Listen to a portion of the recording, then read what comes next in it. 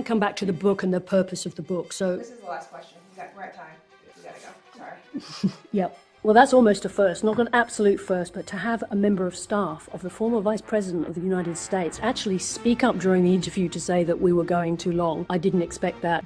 With also what was at play in terms of massive amounts of mis and disinformation. Now, forgive me. And a truncated calendar in terms of the clock. I want to interrupt you because that is a world-class pivot, but it is not the question that I asked you, which is about Joe Biden's failure to recognize his own frailties and what that did to you. The question is about Joe Biden. Are you still reluctant to criticize the former president? Guard, please. Well, just in terms of that question. So you went on... What exactly would you like to ask?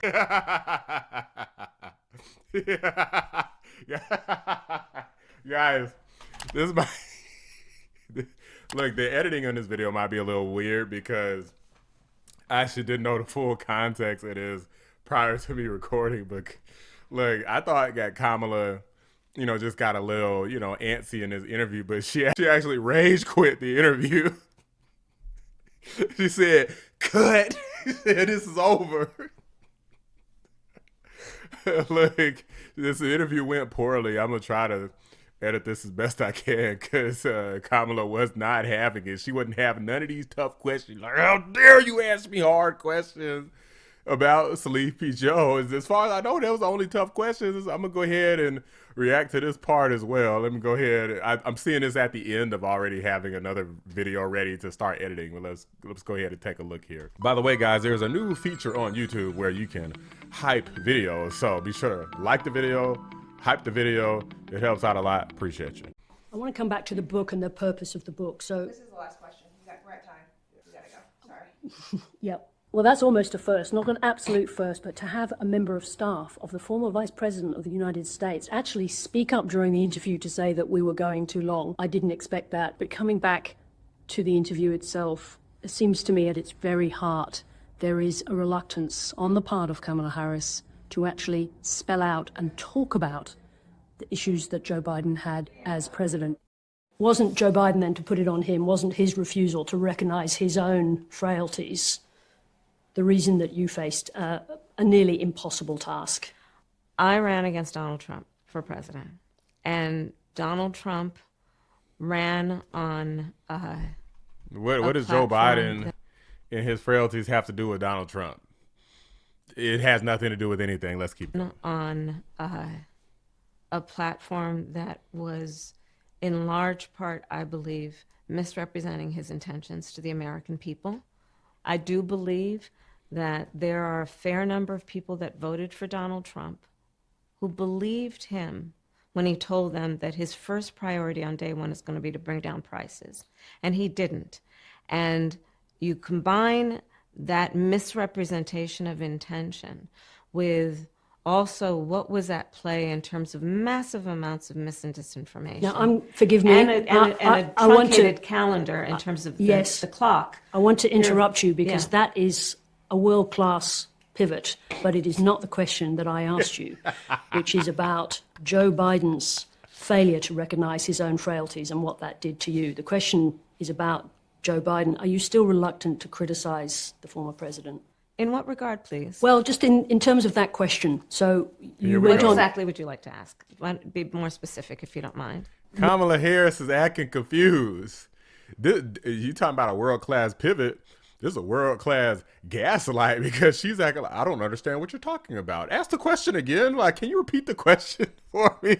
Like, don't you hate it when you straight up catch somebody red-handed and instead of just, coming clean and having an honest conversation with you, they're like, how dare you ask me that question? Who do you think you are, catching me, holding me accountable? You're supposed to be the stupid one. Stay in your stupid person place and believe whatever it is I'm telling you. Don't ask me no questions, okay? Because I'm going to act fake offended so that hopefully you'll back down and stop asking me questions. No.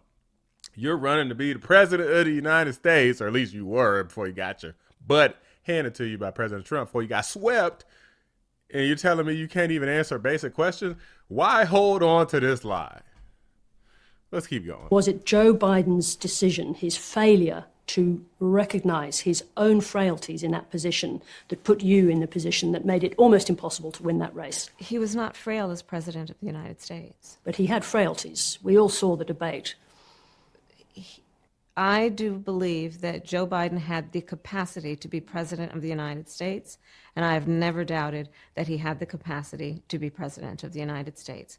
If you want to talk about whether he had the ability to endure what a race for President of the United States would require in that political environment in 2024, as I've said in the book, I had concerns. I'm just wondering, is there a reason why? It's basically Kamala saying, oh, it was cool for him to be the president because I guess that was easier, but running to be the president was so much more difficult.